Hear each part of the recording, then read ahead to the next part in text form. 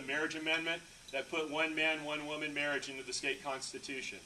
We did that back in 2008. So I've got an A+ rating with the National Rifle Association. So I actually have the credentials. It's not just rhetoric with me. It's not just something that I thought up 2 years ago to get elected. This is what I believe. And I believe in conservatism. I think conservatism will save the nation. Because if we continue down the path that we're going, I don't think that America will survive, or at least it won't be the America that we see, that we grew up in a few years from now. That America was built by free enterprise, and it was built by hard work. It was not built by socialism. It was not built by socialism.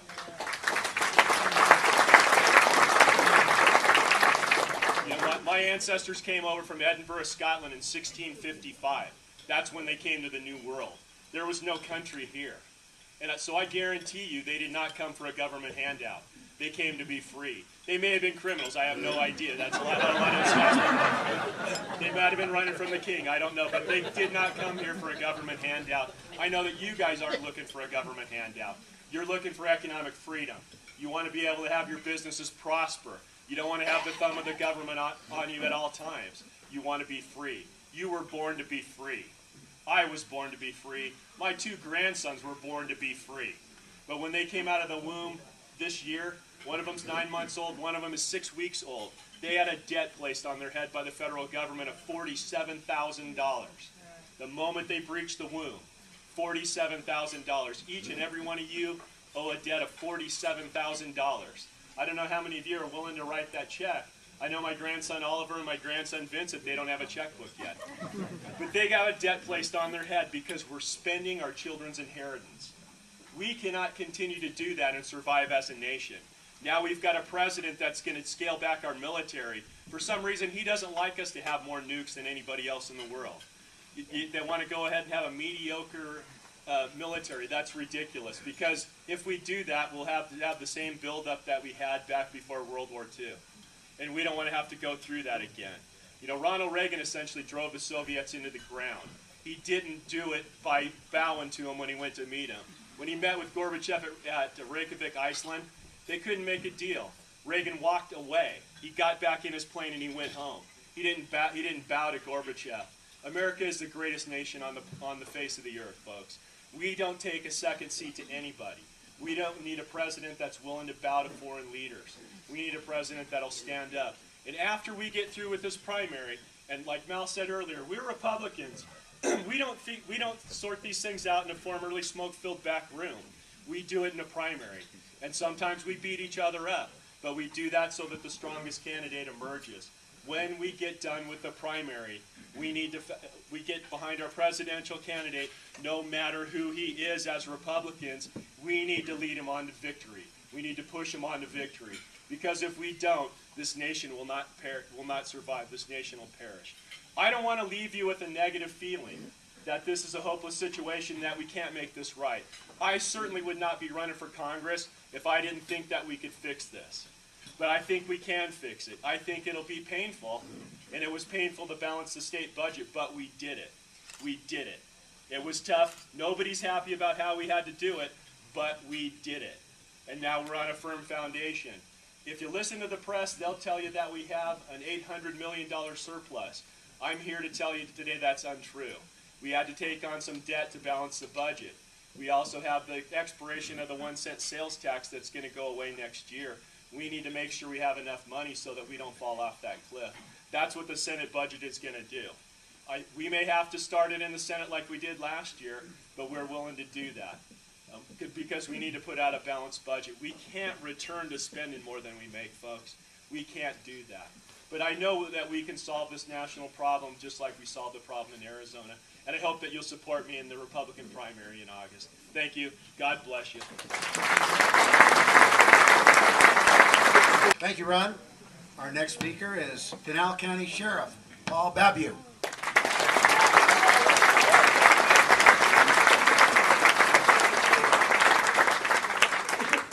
So how is your weekend going?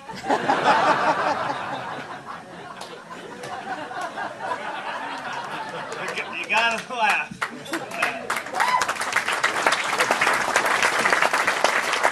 A couple of friends when I walked walked in, they said, "Paul, we're so happy to see you. We didn't know for sure if you were coming." I said, "I wouldn't miss it. I wouldn't miss coming to Prescott."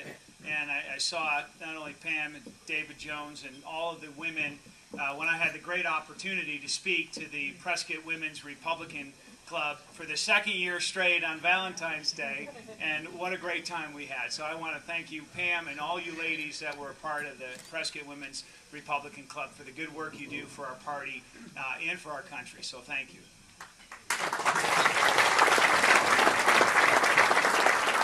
Part of the bio, Pam was talking about, well, Sheriff Paul Babu actually is the part of the history of Pinal County. Since 1875, he's the first Republican. I'm the first Republican ever elected to countywide office in the history of Pinal County. So we know how to fight and we know how to win elections. And I can tell you that 1875, I also like to say, well, that's the first term of Sheriff Joe Arpaio. Now, if he were here, he'd choke me out for that.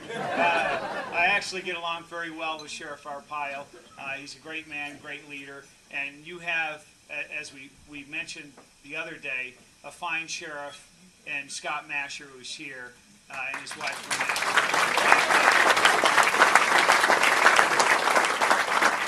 Today we had a press conference, and I wanted to answer, there were some major allegations that came out in a newspaper last evening, and I needed to address that publicly, and I needed to confront that head on. I had a whole team of not just my command staff, elected officials, 2 state representatives, mayors, people who are running for office, and other business leaders in the community to stand behind me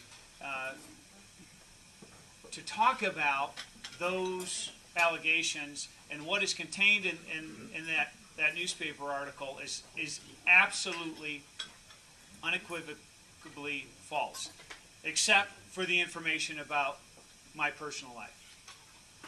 And this is where what I wanted to come and to see you all personally and to face and to talk to you about is who we are as Americans. And we talk about the party of Lincoln. We talk about Ronald Reagan and the Big Tent and who we really are and in America and what makes us exceptional. And I shared today, and I'll continue to share throughout this race, about the United States of America and what makes us exceptional. And I've had the great opportunity to serve 20 years in the Army. Served 2 tours. Had a tour over in Iraq and a tour on the border for a year and a half, commanding 700 active duty soldiers. And I can tell you that swearing an oath to our Constitution to preserve, protect, and defend our liberties. Those are our freedoms, our liberties, personal liberties and freedoms, the liberties of our nation. Because I can tell you what makes America exceptional is countries like Iraq. And I oftentimes go around talking to high school students about this and what makes our nation great. While our president apologizes for the United States of America, we need leaders at every level of our government who are proud and are proud of our country and say they're proud to be an American. And when you look at the difference, and I talk to in the high schools, and I have all the girls raise their hand, and I said, tell us what your dream is. And I'd go around with a microphone actually, and I'd have each person say, well, what is your dream? What is the American dream? What is the pursuit of happiness? And I'd ask them to verbalize what their dream is. And some would say, well, I want to be a real estate agent. I want to be a teacher. I want to be an attorney. And I said, well, sorry. Some want to be, I'm sorry for those attorneys and the good judges who are here. It's just a joke. And I'd have them all verbalize it, and because I want them to state it. Whatever they believe they can do in America, you can achieve that. And I believe that. And I'd have all the girls raise their hand, and then I'd have them all let out a scream, and I was sitting next to the principal. The principal looked at me and said, my God, why did you have them do that? It was a deafening scream.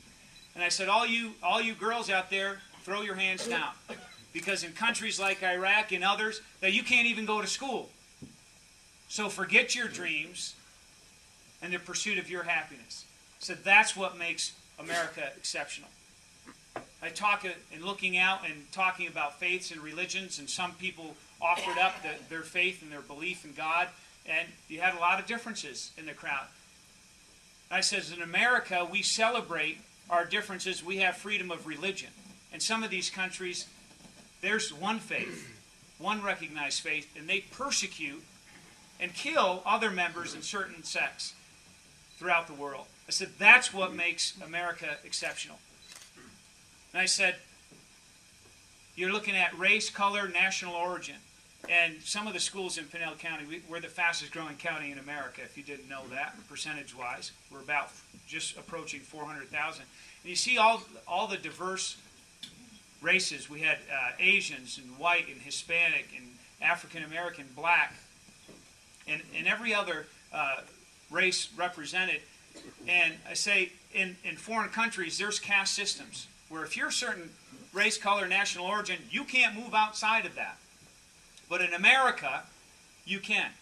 Whatever your circumstances, that you can pursue happiness and achieve that in our land. And that's what makes America exceptional. And to deliver that message to the youth of our country and understand that and to fight for it. And why is that so important today? Because we're losing that. We have a president in Barack Obama and those leaders in our federal government that believe that those of us over here that work for a living and earn it, there's this division and this internal fight that the president has created with economic division, and those over here who believe that are occupying Wall Street in Washington, D.C. and Phoenix, Arizona, and believe that they're entitled to things that they've never earned. And this president is putting wind in their sails.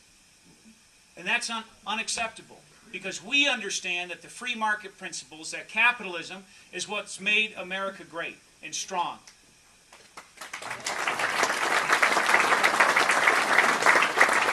And that's at risk. Not only the debt that we talk about, and I believe it's now 42, it's approaching 43 cents on a dollar. Of every dollar that we spend is actually borrowed. This is insanity. That this debt reduction that we've had is a shell game. The growth in our spending, any reduction is just in the growth, the expansion of our government, the expansion of the debt, and that's unacceptable. We can't sustain that. And I want to do a connection for you about our national security.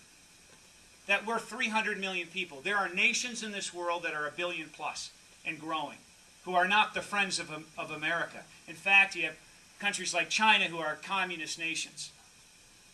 And if we continue to weaken not only our military, but our economy, which is the actual provider of the wealth in America. It's not the government, it's us as individuals, it's us in the free market that provide that economic engine to pay for a world-class superpower military. That's how we defeated the Soviets in the Cold War without one gun being fired. That's how it happened.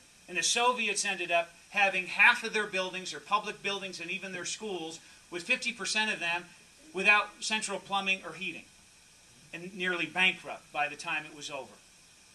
And the wall collapsed. And now we have a president who's talking about 80, 90, 100,000 in our active duty component to reduce the strength of our military. And he's saying that we don't have the money for it. This is the first conservative time I've ever heard him say we don't have the money. Usually he just goes ahead and prints it up, right?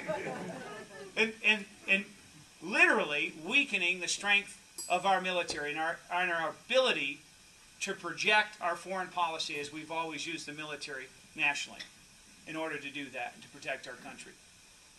I can tell you as a law enforcement officer, not only responding personally to thousands of emergency calls when your family or a family like yours would have an emergency, I'm running in that direction while people are running in the other direction, and having the great opportunity to serve and to save lives and having to fight people at times.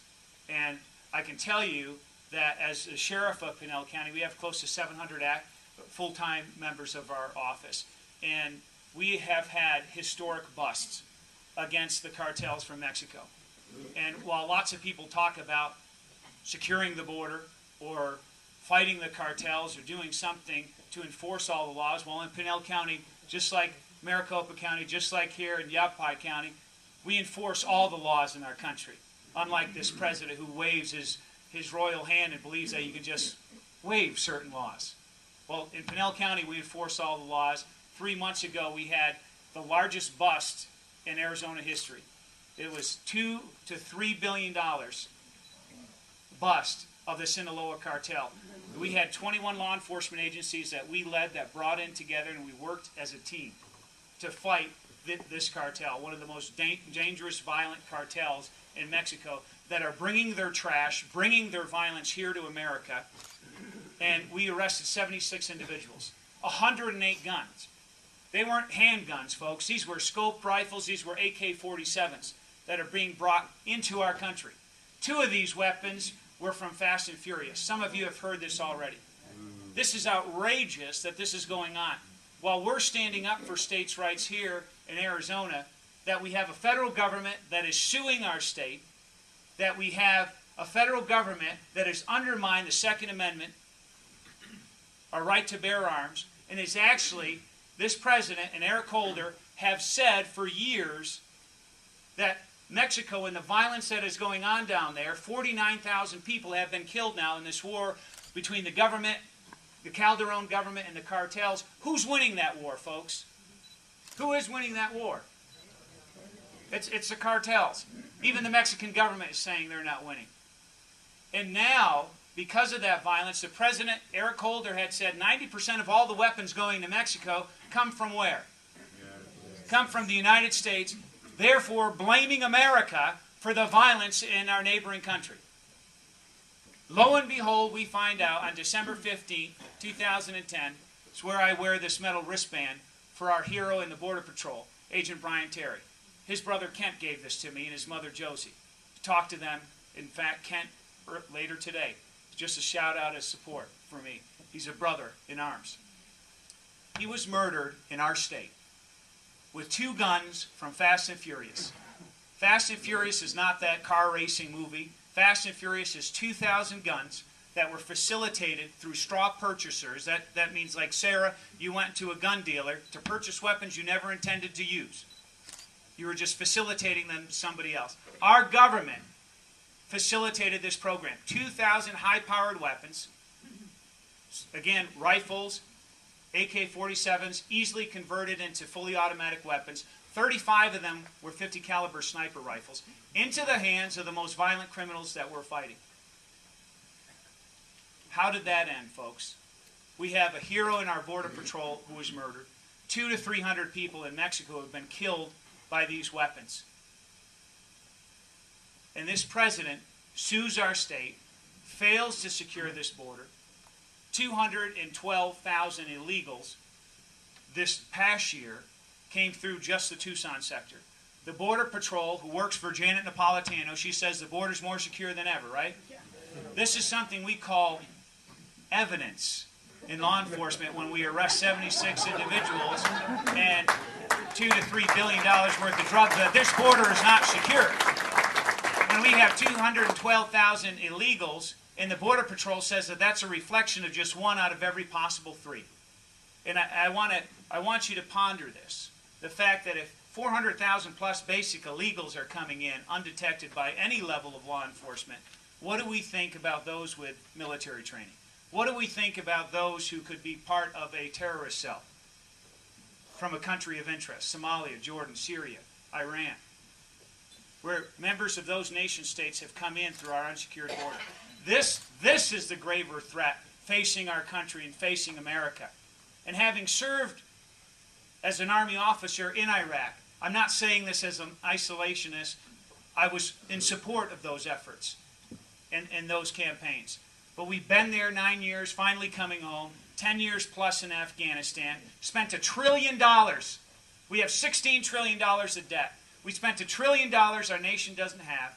We have soldiers all over the world, from Europe to Japan to the Philippines. My God, tonight as we just finished dessert, there's 28,600 soldiers, service members, protecting, guarding, and defending the Korean border. Why can't we have 6,000 armed soldiers on our American-Mexican border protecting, guarding, and defending our country and stopping this insanity? So looking at this, as a law enforcement officer, as a sheriff, leading this effort, standing up for our rights, any chance I get, if I can get on Fox News and punch out Barack Obama, Janet Napolitano, Eric Holder, trust me, I'm going to be there to showcase they're undermining the rule of law in this unsecured border. Now, the debt, jobs, the economy, you're talking 9-10+% unemployment. There's parts of my county, there's 21% unemployment, folks. Families are hurting.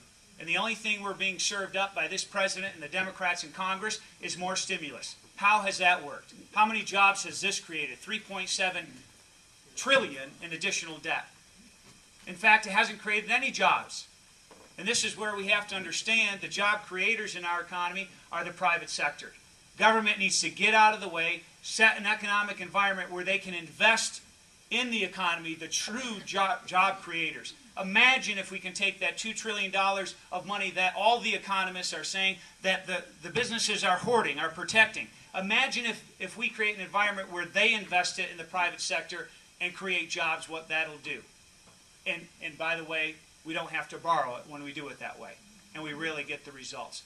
So I want to thank you not only for welcoming me here again for the second time in this week. I very much appreciate it. I want you to know that as a sheriff, as a retired Army officer, that when I swear an oath, having friends that have been badly injured in the line of duty, in service to our country, protecting our country, and actually have friends, personal friends, who have been killed protecting our families here in Arizona, that when I swear an oath, that means more to me than most politicians. And I can tell you that, taking nothing away from their experience, but as an executive, I've been in charge, and I have led, and I have stood up for our state and for our country, and I will continue to do so. Thank you so much. God bless.